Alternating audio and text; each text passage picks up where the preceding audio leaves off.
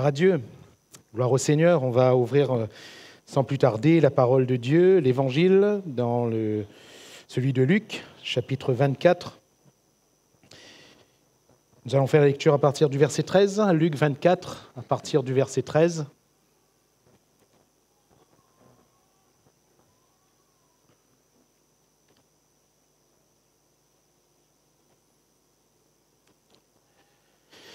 Un épisode de l'Évangile que nous connaissons bien, il s'agit de la route d'Emmaüs. Et voici, ce même jour, 2 disciples allaient à un village nommé Emmaüs, éloigné de Jérusalem de 60 stades. Et ils s'entretenaient de tout ce qui s'était passé. Pendant qu'ils parlaient et discutaient, Jésus s'approcha et fit route avec eux. Mais leurs yeux étaient empêchés de le reconnaître.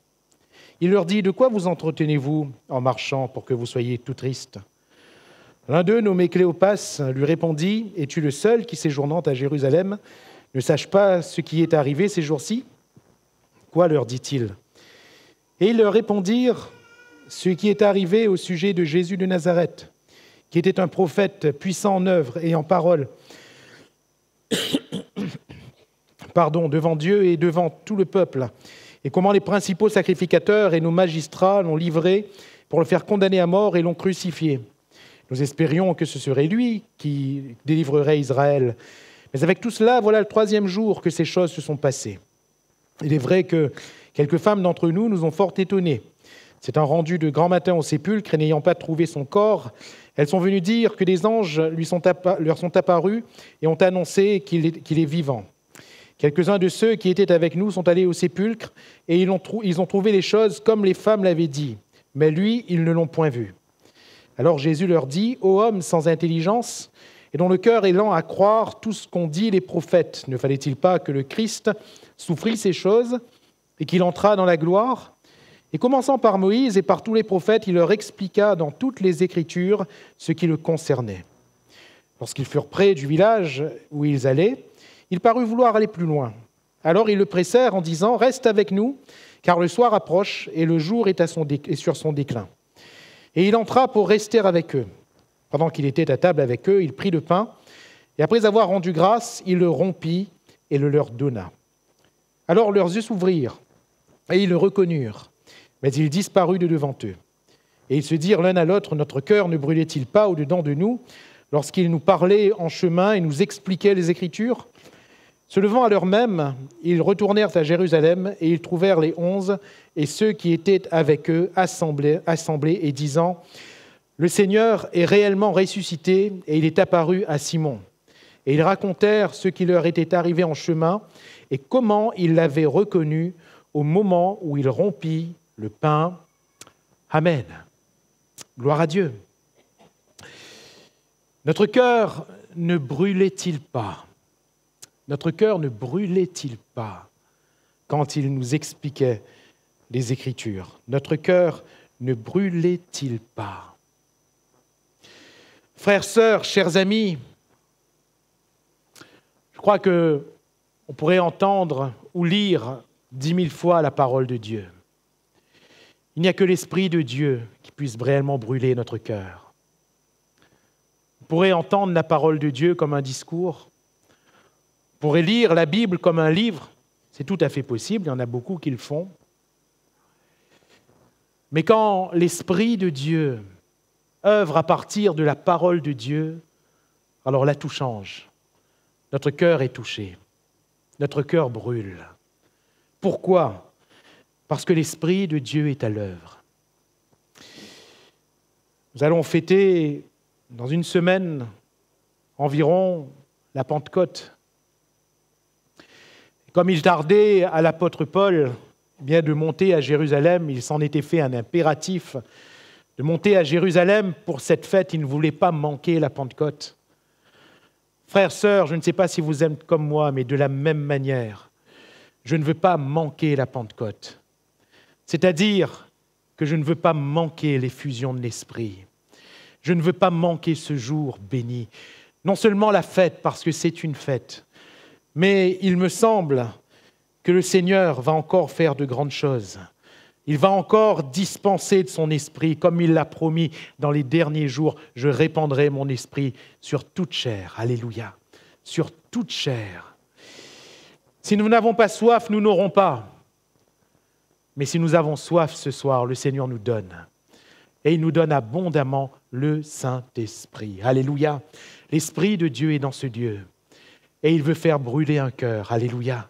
Il veut faire brûler un cœur. Esprit de Dieu, brûle mon cœur encore ce soir. Alléluia. Brûle mon cœur aux paroles du Tout-Puissant. Que mon cœur brûle. Alléluia. Dieu s'est révélé à Moïse dans ce buisson de feu, dans ce buisson ardent. Le feu brûlait, mais le buisson ne se consumait pas. Parce que voyez-vous, c'était le feu de Dieu, un feu surnaturel, un feu qui brûle, un feu qui ne tue pas, mais un feu qui au contraire vivifie. Alléluia.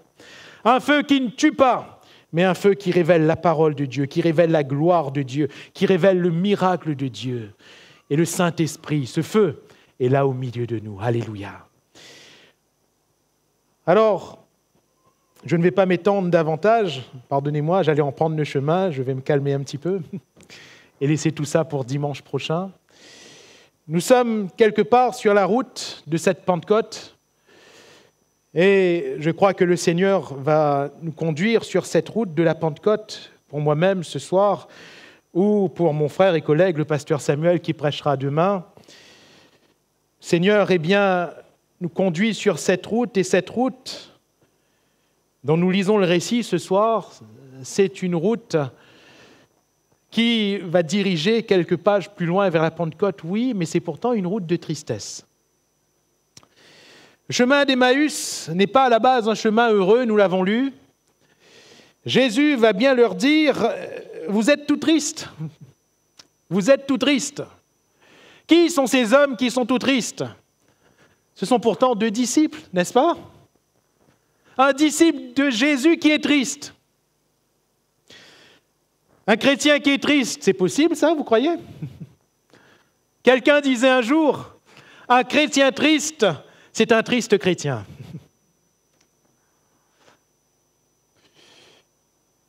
Pourtant, ces 2 hommes qui ont marché avec Jésus, qui ont entendu l'enseignement de Jésus, qui ont vu les miracles de Jésus, qui ont vu de grandes choses, qui ont entendu de grandes promesses, de grandes prophéties qui allaient s'accomplir. Je ne sais pas si vous réalisez ces 3 années et demie du ministère de Christ sur terre. Oh, j'aurais aimé vivre qu'1 jour de ce ministère. Qu'un seul jour.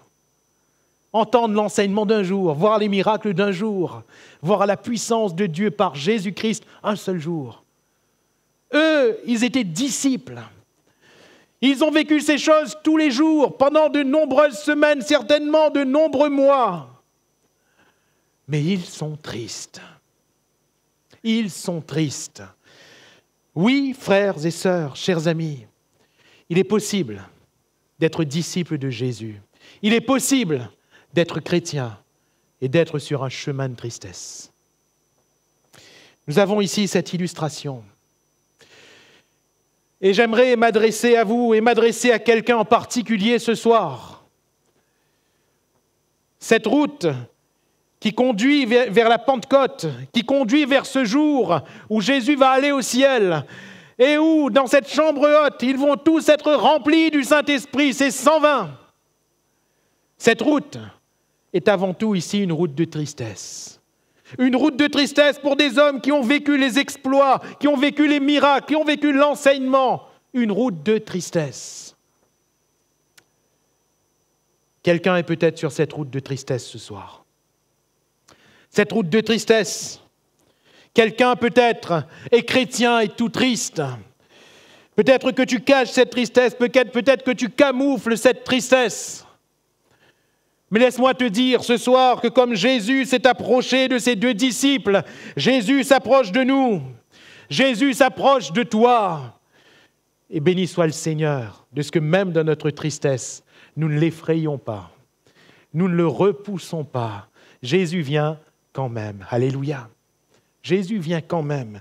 Cette route de tristesse est une route, nous l'avons lu, d'éloignement. Ces disciples s'éloignent de Jérusalem. Pourtant, la Pentecôte, c'est rester à Jérusalem. Mais eux, ils s'éloignent de Jérusalem. Jésus, eh bien, rendez-vous avec eux dans cette chambre à Jérusalem. Jésus veut leur apparaître, dans cette chambre à Jérusalem. Jésus veut leur parler et leur dire « La paix soit avec vous à Jérusalem ». Jésus veut leur dire à Jérusalem toutes ces choses. Il veut dispenser de ces bénédictions, de ces consolations à Jérusalem. Mais eux, ils s'éloignent. Eux, ils s'éloignent. Et certainement, frères, sœurs, chers amis, que tu t'éloignes ou que tu t'es éloigné du lieu où le Seigneur t'attend. Que tu t'éloignes ou que tu t'es éloigné du lieu où le Seigneur a pris rendez-vous avec toi, où le Seigneur veut t'apparaître avec gloire et puissance, où le Seigneur veut te montrer ses mains, où le Seigneur veut te faire avancer ta main dans son côté.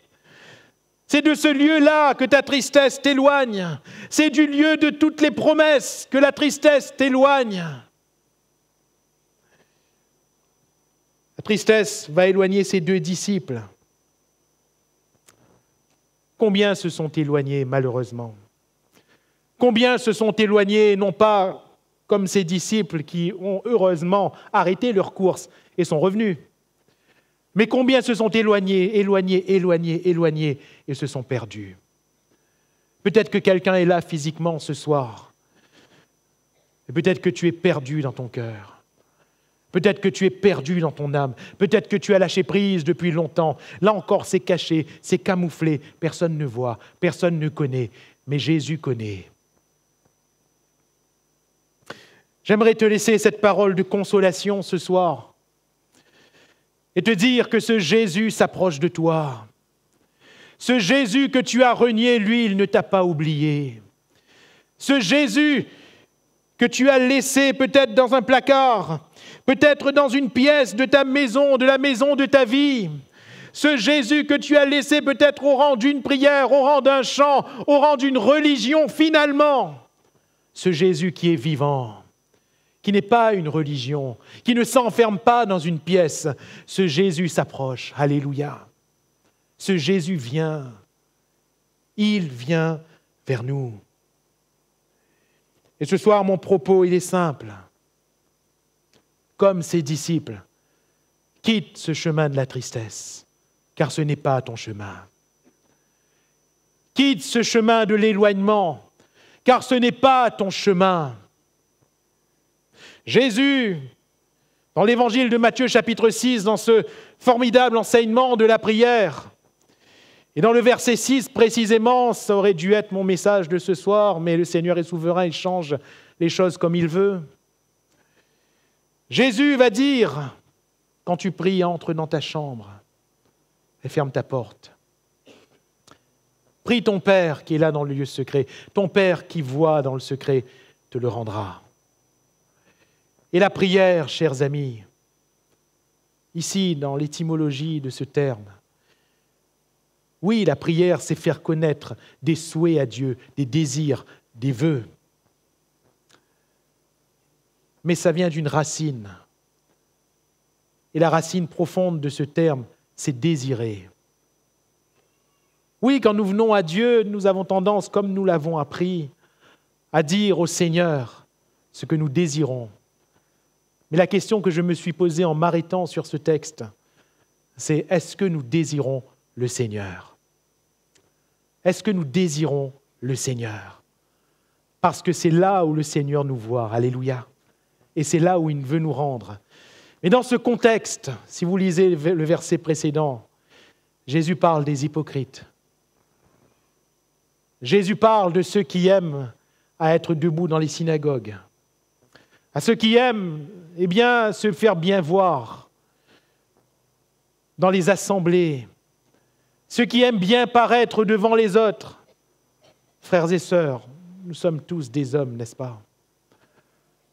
En examinant bien notre vie, on a tous, vous comme moi, quelque peu cette vanité de ne pas se dévoiler, cette vanité de se faire bien voir, pour ne pas que les autres parlent mal, pour ne pas que les autres disent « Oui, mais comment voulons-nous être devant Dieu ?» Devant celui qui voit, ton Père qui voit dans le secret. devant celui qui voit dans le secret, comment voulons-nous paraître? Comment voulons-nous paraître? Ces disciples, ils ne se cachent pas ici. Ils sont tout tristes. Ils sont sur le chemin de la tristesse et ils s'éloignent. Et à la fin, nous voyons qu'ils retrouvent la joie. Et cette fois-ci, tout heureux, tout joyeux, ils ne s'éloignent plus, mais ils retournent. Alléluia. Ils ne sont plus dans la tristesse, ils ne sont plus dans l'éloignement, ils retournent, ils retrouvent cette chambre haute, ils retrouvent cette Jérusalem, ils retrouvent ce lieu où Jésus leur a donné rendez-vous, où Jésus va apparaître et où les promesses vont s'accomplir. Si nous restons sur notre chemin de tristesse, nous manquerons certainement un grand rendez-vous. Si nous restons sur le chemin de la tristesse, nous manquerons certainement de grandes bénédictions, de grandes révélations du Seigneur. Et la question de ce soir, c'est comment ont-ils pu faire demi-tour? Comment ont-ils pu se détourner de cette voie de tristesse pour retrouver ce chemin, si je reprends ce que je disais au départ, ce chemin de la Pentecôte, ce chemin où Jésus va, où Jésus va les rencontrer dans la chambre haute, où Jésus va leur parler, où Jésus va leur entraîner sur cette montagne de l'ascension et où Jésus va leur donner un nouveau rendez-vous dans cette chambre haute en acte 2. La première chose que je soulignerai ici, ce sont les paroles qui nourrissent l'âme. Les paroles qui nourrissent l'âme. Frères, sœurs, chers amis, quelles paroles nourrissent ton âme?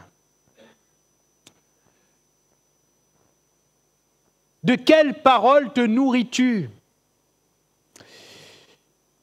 Jésus pose bien la question, de quoi vous entretenez-vous en marchant pour que vous soyez tout tristes? Jésus est en train, dans cette question, de dévoiler ce qui les rendait des tristes, ou tout du moins, ce qui nourrissait leur tristesse. C'était les paroles qu'ils s'échangeaient. Quelles étaient ces paroles?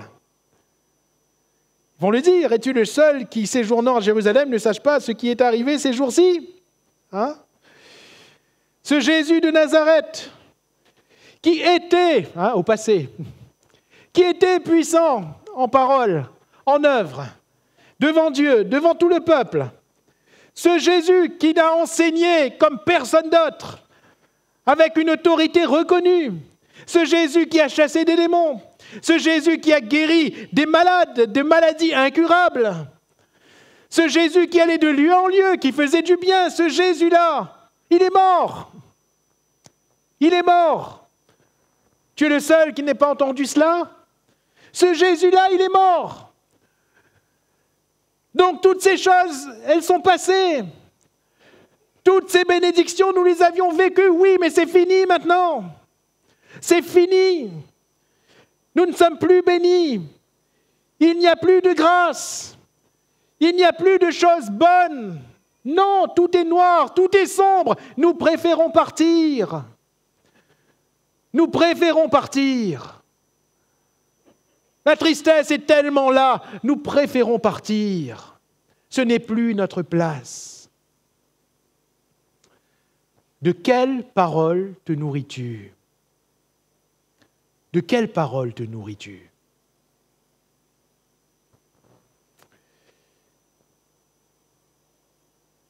Caïn ne se nourrissait pas de bonnes choses. Et le Seigneur va dire, attention Caïn, attention, parce que le péché se couche à ta porte et ses désirs se portent vers toi. Attention, attention. Attention parce que, en fonction de ce que nous nous nourrissons, eh bien, nous allons croître ou pas. En fonction de ce que nous nous nourrissons, nous allons faire croître de bonnes choses ou de mauvaises choses. Hein? Si nous nous nourrissons de choses négatives, nous allons faire croître des choses négatives. C'est comme ça. Hein? Ce qu'un homme a semé, il le récoltera, il le moissonnera. Si nous aimons entendre des choses négatives, dans notre cœur va croître des choses négatives. Si nous aimons entendre de l'amertume, dans notre cœur va croître de l'amertume. Si nous aimons entendre le mal, dans notre cœur va croître le mal. De quoi vous entretenez-vous? De quoi vous entretenez-vous? De quoi? L'apôtre va nous conseiller, nous exhorter à nous entretenir de cantiques, de psaumes, d'hymnes, de cantiques spirituels, alléluia, de choses positives. Et pourtant, les choses positives étaient là. Regardez bien dans ce qu'ils disent. Nous espérions, mais Jésus est mort, c'est fini. Verset 22, « Il est vrai que quelques femmes nous ont fort étonnés. S'étant rendues de grand matin au sépulcre et n'ayant pas trouvé son corps, elles sont venues dire que des anges leur sont apparus et ont annoncé qu'il est vivant. » Quelques femmes sont venues nous dire, « Oui, mais pourquoi tu ne te nourris pas de ça ?» Et ce n'est pas tout. Quelques-uns de ceux qui étaient avec nous, en l'occurrence, on connaît l'histoire, Pierre et Jean, sont allés au sépulcre, ils ont trouvé les choses comme les femmes l'avaient dit, c'est-à-dire qu'il y a eu 2 autres témoins qui sont venus et qui ont appuyé, attesté ce que les premières avaient dit. Pourquoi est-ce qu'ils ne se sont pas nourris de ces paroles-là? Il n'y aurait pas eu de chemin d'éloignement, il n'y aurait pas eu de tristesse. Nous sommes d'accord que les 2 sources étaient disponibles. La bonne source et la mauvaise. Mais ils ont préféré boire à la mauvaise. D'où la tristesse, d'où l'éloignement. C'est dommage parce que tout était là. Tout était là. Tout était là pour susciter la foi dans leur cœur. Tout était là pour qu'ils espèrent encore. Et qu'ils ne mettent pas ce verbe « espérer » au passé. Nous espérions. Tout était là pour qu'ils espèrent encore. Des témoins, vous vous rendez compte? Des témoins oculaires de la résurrection de Christ. Ils ont choisi de ne pas croire. Frères, sœurs, j'aimerais vous dire quelque chose qui est profondément vrai devant Dieu et ne le prenez pas comme un manque de respect. Parce que ce n'est qu'une constatation.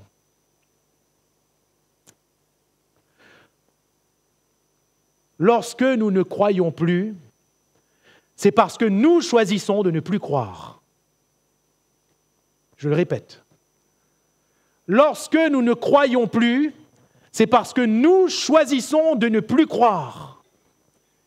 Il n'existe pas devant Dieu de circonstances atténuantes pour quelqu'un qui ne croit plus. La Bible dit bien qu'il ne nous tente pas au-delà de nos forces. C'est-à-dire qu'à chaque fois que le Seigneur permettra une tribulation pour que notre foi soit éprouvée, c'est parce qu'il sait qu'on a normalement la foi pour surmonter ce qui arrive. Et si alors, dans cette épreuve, nous ne croyons pas, nous ne croyons plus, si nous baissons les bras dans la foi, c'est parce que nous choisissons de ne plus croire. Nous choisissons de ne plus croire. Ils avaient les 2 sources. Ils ont choisi la mauvaise. Malheureusement. Sinon, il n'y aurait pas eu de tristesse, on est d'accord? Sinon, il n'y aurait pas eu d'éloignement. De quoi te nourris-tu? À quelle source es-tu en train de boire? Les paroles. Heureusement que Jésus est bon. Alléluia. Jésus connaît ces choses. Jésus nous connaît parfaitement. Jésus, quand il pose la question de quoi vous entretenez-vous, il le sait déjà. Mais cela ne le repousse pas. Alléluia. Il nous aime quand même. Alléluia. Jésus t'aime quand même. Jésus nous aime quand même, malgré la tristesse, malgré le fait d'avoir baissé les bras dans la foi, malgré le fait de s'éloigner quelque peu. Jésus nous aime quand même. Et que fait-il ? Jésus, il veut nous donner la bonne nourriture. Alléluia. La bonne nourriture. Quelle est cette bonne nourriture ? Là, Jésus ne parle plus de témoignages. Vous savez, parfois, quand on s'est perdu dans les témoignages, quand on a préféré croire plus à un témoignage qu'à un autre, quand on a préféré croire plus dans les paroles de quelqu'un plutôt que dans les paroles d'un autre, et ce point, il est là. Il est là. Et Jésus nous ramènera toujours là. Alléluia. Quand on s'est perdu, quand on s'est perdu dans la tristesse, quand on s'est perdu de l'éloignement, Jésus nous ramène là. Alléluia. Là. Là.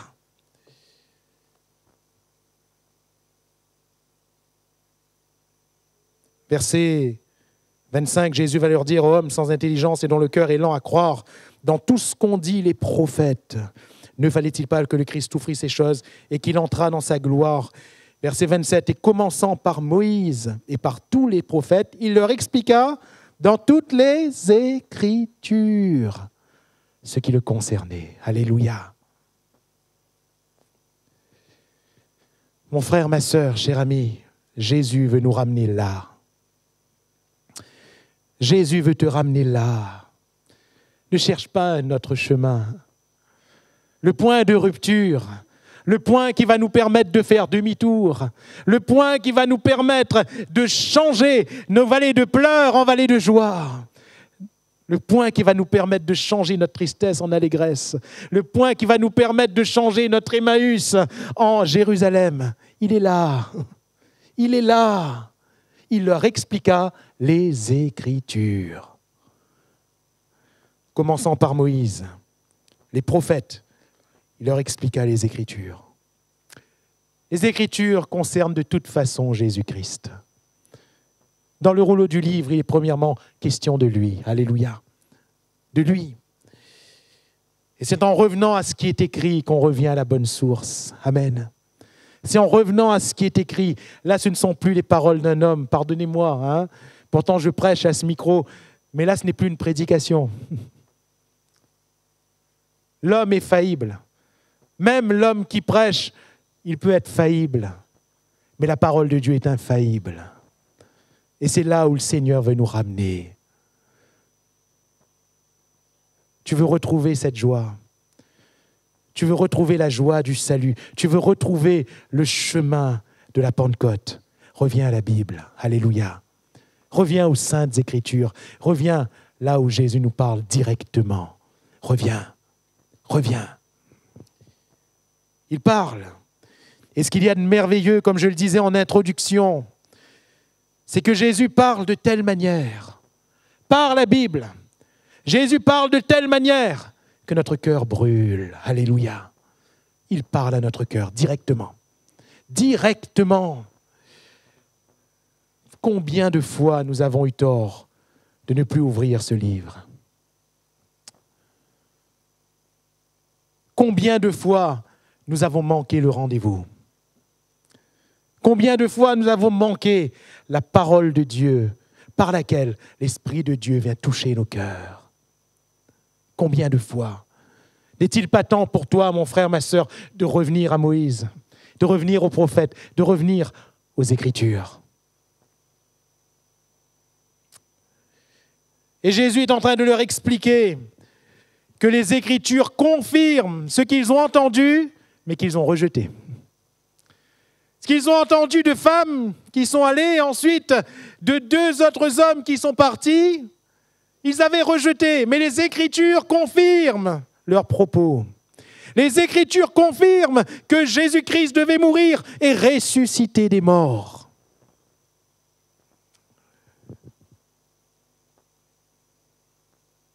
Revenir à la parole de Dieu est essentiel. Deuxièmement, la parole va nous amener inéluctablement à réaliser la présence de Dieu. La présence de Dieu.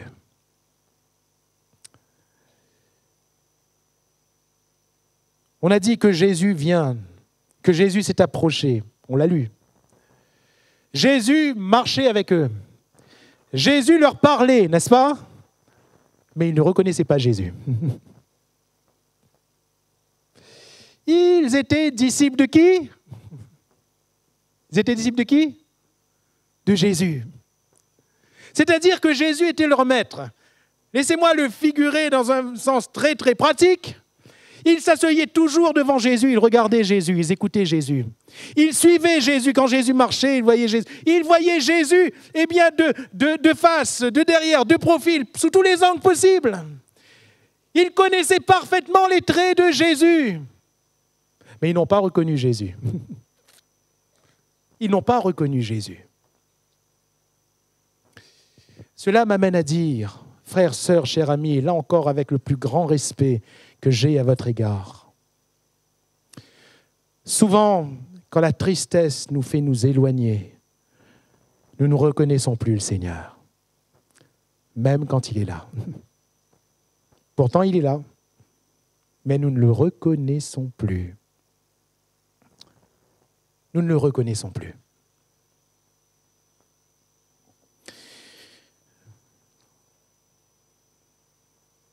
Alors Jésus parle, ils ne reconnaissent pas. Jésus est devant eux physiquement, ils ne le reconnaissent pas. Mais quand Jésus est devant eux, et quand Jésus fait quelque chose, une chose que Jésus a faite, plusieurs fois. Un geste qui était certainement bien à lui. Rompre le pain.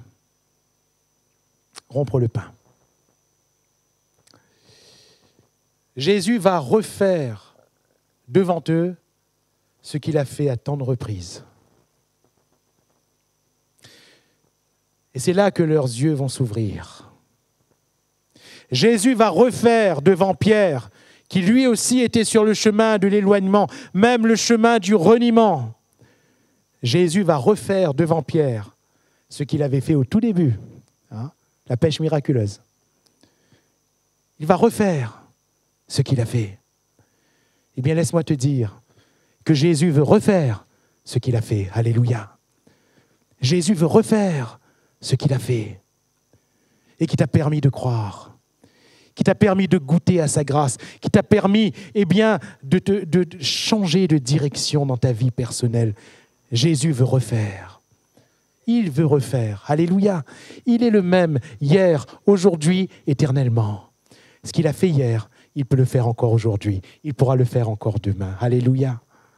Et remarquez qu'il ne vient pas avec les reproches devant les disciples. Non. Il réexplique les Écritures et il refait ce qu'il a fait. Il ne vient pas avec reproche devant Pierre, non. Il refait ce qu'il a fait. Jésus ne revient pas à nous avec un reproche ce soir. Il ne revient pas vers toi avec le reproche. Il veut refaire ce qu'il a déjà fait. Alléluia. C'est là la grâce de Dieu, la faveur imméritée de Dieu. Refaire ce qu'il a fait, alors que nous ne le méritons pas. Ces disciples, certainement, que si on mettait dans la balance, ils ne méritaient pas ce que Jésus avait fait là. Ils ne méritaient pas l'approche de Jésus. Ils ne méritaient pas les paroles de Jésus. Rappelez-vous que devant Hérode, Jésus n'a pas parlé. La Bible nous dit qu'il n'a pas dit un seul mot. Ces disciples ici, dans leur éloignement, ils ne méritaient pas. Si on devait juger, peut-être qu'on l'aurait jugé ainsi. Mais la grâce de Dieu est si grande. Ses compassions sont si immenses. Alléluia. David va dire, tombons entre les mains de l'Éternel, car ses compassions sont immenses. Ses compassions sont immenses. Jésus refait devant eux ce qu'il a fait. Et alors, quand ils voient, leurs yeux s'ouvrent. Quand ils le voient, leurs yeux s'ouvrent. Notre cœur ne brûlait-il pas? La présence de Dieu, à mon sens, était déjà signalée par Jésus-Christ, qu'ils ne reconnaissaient pas. Puisque pendant qu'il leur parlait, leur cœur brûlait. Et ils vont finir par dire, Jésus, mais ils ne savaient pas que c'était Jésus, reste avec nous. Reste avec nous. Reste avec nous. Le Seigneur a disparu parce que ce n'était pas là le lieu où il voulait pleinement se révéler. Non, rappelez-vous, c'est la chambre haute. Ce n'était pas sur le chemin de l'éloignement, frères, sœurs, chers amis. Ne nous attendons pas aux plus grandes révélations du Seigneur dans notre éloignement. Ne nous attendons pas aux plus grandes révélations du Seigneur dans notre endurcissement. Non, le Seigneur nous demande un demi-tour. Demi-tour porte un nom, s'appelle la conversion, la repentance. Revenir, revenir. Alors, j'aimerais conclure ce simple message et vous le comprendrez que c'est d'un cœur simple que je vous l'apporte ce soir, tel que le Seigneur l'a déposé. Que chacun de nous, chacun en particulier, puisse quitter tout chemin d'éloignement, puisse quitter toute route de tristesse. Au bout de cette route, c'est la disette spirituelle. Au bout de cette route, c'est la tristesse profonde, les angoisses et la fatigue qui nous attendent. Les lamentations ont d'ailleurs déjà peut-être commencé. Et si en plus, sur cette route, vous n'êtes pas seul, parce qu'ils étaient deux, voyez-vous. Et qu'est-ce qu'ils faisaient, ces deux-là? Ils s'entre-nourrissaient de choses négatives. La Bible dit que normalement, deux valent mieux qu'un. Parce que si un tombe, l'autre est là pour le relever. Mais vous avez déjà vu, quand un tombe, ira l'autre aussi été avec? Ça arrive, malheureusement. En créole, nous avons cette expression, il dit la poigne pour rattraper l'autre. Parfois, un tombe et il râle son camarade avec. Peut-être que sur cette route, tu n'es pas seul.